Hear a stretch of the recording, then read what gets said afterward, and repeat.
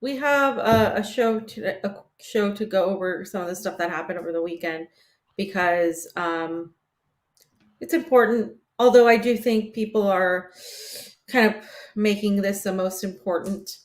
There's still a lot to be done. This is not necessarily.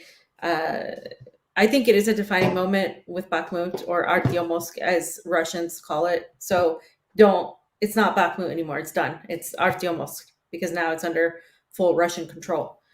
But it's not. I mean, they're predicting this is going to go on at least 1.5 to 2 years more just to get the regions that they have in mind of getting. And now everything keeps moving west. So that's the reality. That's what's going to happen. This isn't going to be over this year or the next. Likely, it's going to go into um, beyond 2024. It seems.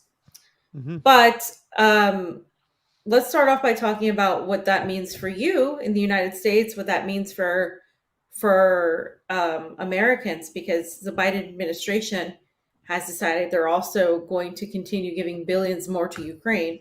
But also, while they do that, in those billions are going to be the F-16 fighter jets, right, fam? Yeah, well, I mean, nobody really believes off the bat that what is it, Monkfish and Juice were the two Ukrainian pilots that they sent in the beginning of the war there to kind of lobby. It was right before Top Gun came on out, so I think it was like appropriate time. But nobody really believes there's going to be Ukrainian fighters fighting these F-16s if they even get to them. I mean, Mm-hmm. this often, the question I often ask myself is it going to be like what Mark Sloboda said on the show it would be like, what he's talking about, that this is going to be a long, drawn out process for years and years to come, where they're going to be just supplying weapons to Ukraine and whatever troops they can get in there, whether they be NATO troops or mercenaries from somewhere else, to continue the fighting, right? When I see stuff like this, when it says Russia says, the West providing F-16s to Ukraine is a colossal risk, and talking about the severity of it, it makes me think that Mark is on point, and I'm a little bit off because I thought, after Bakhmut was taken, I'm like, okay. And we're going to talk about the significance of Bakhmut and what it means, because I don't think people really understand what's going on with Bakhmut, fam, which we shouldn't even call it Bakhmut anymore, right? So, but that being said, these are the things that make me think that, Mark is right. And by the way, we have your boy Joe Biden over here if you want to hear what he has. You ready, fam? Yeah, sure. I'm so excited. In my private meeting with President Zelensky after the G7 meeting and with his staff, I told him the United States, together with our allies and partners, is going to begin training Ukrainian pilots in fourth generation fighter aircraft, including F-16, to strengthen Ukraine's Air Force as part of a long-term commitment to Ukraine's ability to defend itself.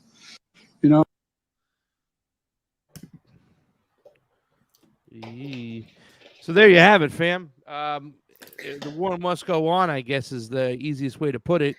When could they realistically have Ukrainian pilots ready to fight and defend their own airspace and air force?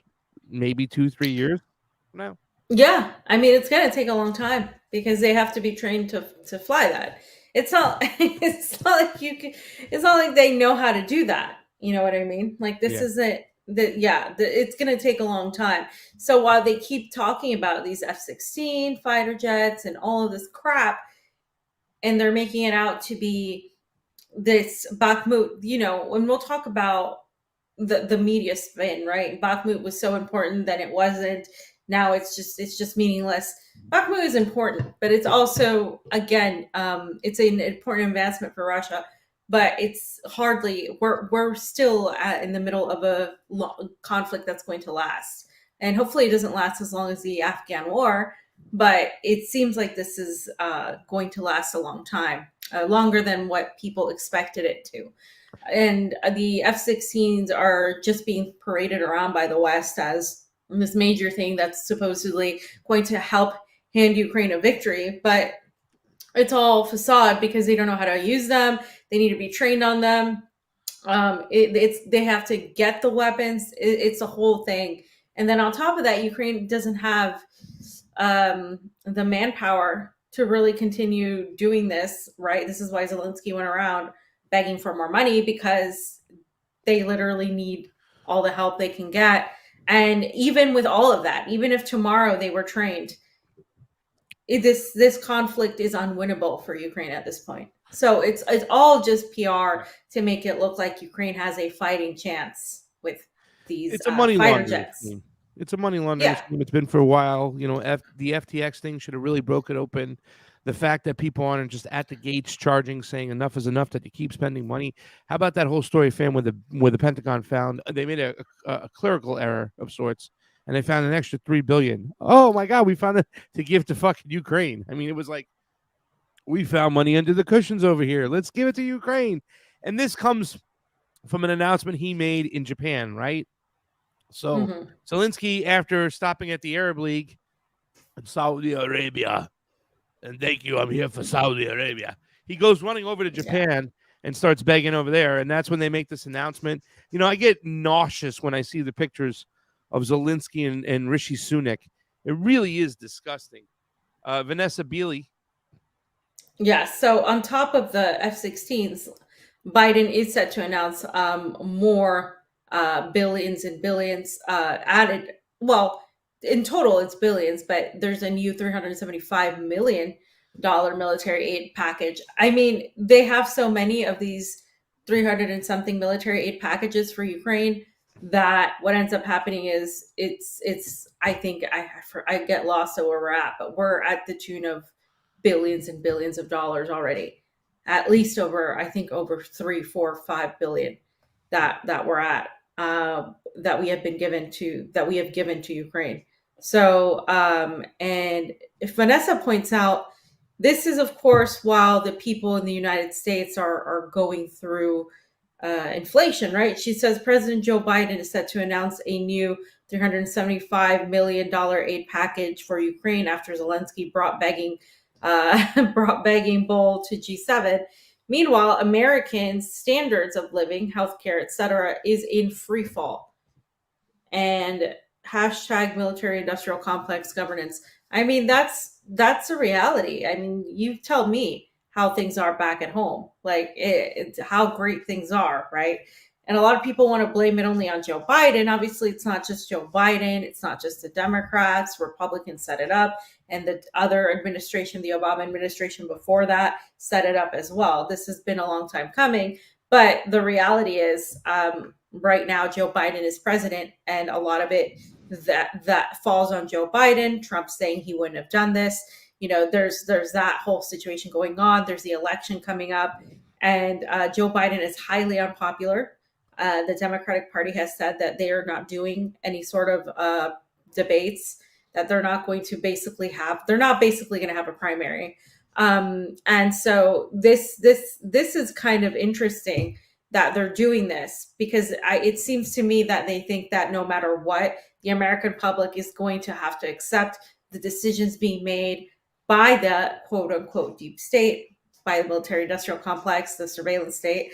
And the American people have no say. You just, they found $3 billion under the cushions for Ukraine, but they can't find anything for the American people. And that just shows you how we're a country, how it treats its poorest citizens, shows you, where they're at in society. It's just going backwards. The hypocrisy just runs deep, right? And I don't know what's going to wake people up to go, enough of this bullshit.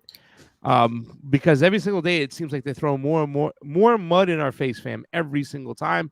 Like you said, they don't give a damn what the American people are experiencing, how, inflation's going through the roof, how the homeless number keeps rising, how our children are addicted to all different types of drugs. And now we have this fentanyl problem going in, and they even want to blame, the other side wants to blame, the cartels. I mean, I saw somebody put up today that they're all for Donald Trump using the military to go into these other countries to go after the cartels. I mean, what could go wrong, fam?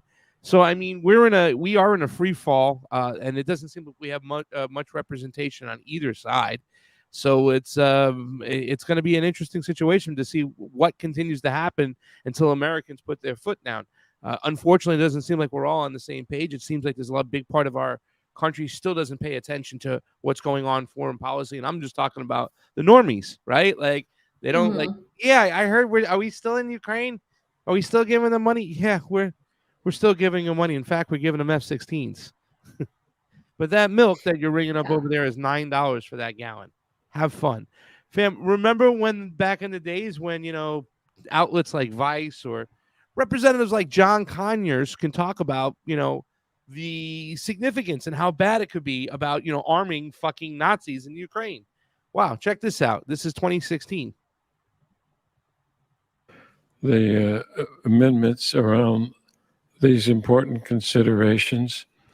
And this amendment that I proposed this evening limits arms training and other assistance to the neo-Nazi Ukrainian militia, the Azov Battalion. Foreign Policy magazine has characterized the 1,000-man Azov Battalion as, quote, openly neo-Nazi, end quotation, and, quote, fascist. Numerous other news organizations, including the New York Times, The Guardian, the Associated Press, have corroborated the dominance of white supremacist and anti-Semitic views within the group. Yet, Ukraine's interior minister recently announced the Azov Battalion will be among the units to receive training and arms from Western allies, including the United States. Azov's founder, Andrei Beletsky, organized the neo-Nazi group, the Social National Assembly, in 2008. Azov men used neo-Nazi symbolism on their banner. These groups run counter to American values, and once the fighting ends, they pose a significant threat to the Ukrainian government and the Ukrainian people. And as we've seen many times, most notably within the Mujahideen in Afghanistan, these groups will not lay down their arms once the conflict is over. They will turn their arms against their own people in order to enforce their hateful views. I urge support of our amendment and make it U.S. law that we will not equip this dangerous neo-Nazi militia. I'll yield to the I think I speak for the committee from- suggesting that we accept the gentleman's amendment and appreciate the fact that he wants to exercise care, as we do on the committee, to make sure whoever is trained is someone who is, if you would, a person of good intent, as opposed to someone who is not. So appreciate the gentleman's concern and for offering the amendment. I thank the gentleman, and I would Amendment, thank you. I thank the gentleman from New Jersey. I yield back the balance of my time. Gentleman yields back. The question is on the amendment offered by the gentleman from Michigan. Those in favor say aye. Those opposed, no. In the opinion of the chair, the ayes have it. The amendment is adopted.